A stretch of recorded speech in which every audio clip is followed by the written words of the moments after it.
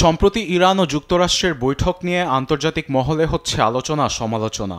পারমাণবিক অস্ত্রের চুক্তি ও দুদেশের মাঝে কূটনীতিক সম্পর্ক নিয়ে উকি দিচ্ছে নতুন সম্ভাবনা। এমনকি দেশের পররাষ্ট্রমন্ত্রীও বলেছেন, তেহরান ও ওয়াশিংটনের মধ্যে গঠনমূলক ও ফলপ্রসূ আলোচনা হয়েছে। এসবের মাঝেই যারা দেশের অমঙ্গল চায় তাদেরকে রোববার কঠোর বার্তা দিয়েছেন সর্বোচ্চ নেতা আয়াতুল্লাহ আলী খামেনি। বলেন, যারা ইরানের অগ্রগতি দেখতে পারে না তারা পিছনে কটু কথা বলে ও দেশ নিয়ে হতাশ। এমন পরিস্থিতিতে শত্রুদের প্রচারণার পাল্টা জবাব দিতে বলেছেন সর্বোচ্চ নেতা।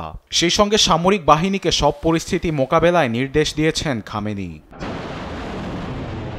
এদিকে ইরানের পারমাণবিক সমৃদ্ধকরণ ইস্যু নিয়ে সাংবাদিকদের প্রশ্নে মুখ খুলেছেন মার্কিন প্রেসিডেন্ট ডোনাল্ড ট্রাম্প। রোববার তিনি বলেন, ইরানের বিষয়ে খুব জলদি সিদ্ধান্তে পৌঁছাবে ওয়াশিংটন। অন্যদিকে ইরান যুক্তরাষ্ট্রের বৈঠক নিয়ে প্রশংসায় পঞ্চমুখ সংযুক্ত আরব আমিরাত, মিশর, ইরাক সহ মধ্যপ্রাচ্যের অনেক দেশ। ওমানের প্রথম বৈঠকের পর দুদেশের মাঝে মধ্যস্থতাকারী হিসেবে কাজ করতে ইচ্ছুক অনেকেই। সামনের শনিবারের হতে চলা দ্বিতীয় দফার বৈঠকটি নিয়ে আশাবাদী পুরো বিশ্ব। আরবেদ আফসার, নিউজ ডেস্ক, দেশ টিভি।